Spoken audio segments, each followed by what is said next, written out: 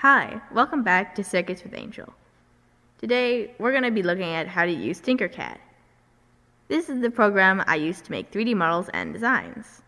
I think it's a pretty good program to use for beginners. This site is free, you just have to sign up. You should make a personal account. Ask your parents or guardians if you can use it. Chances are they may say yes. So let's start. You'll see this Join Now button.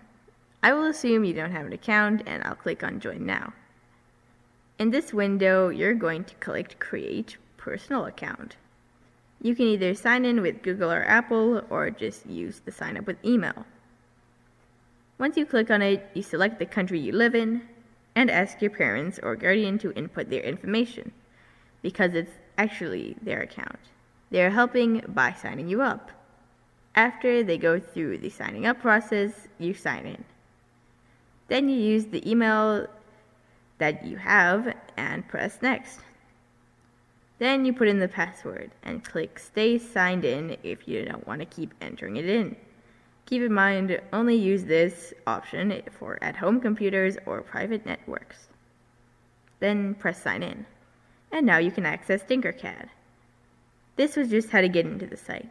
In another video, I will get into building something. And yeah. Thanks for watching and see you next time.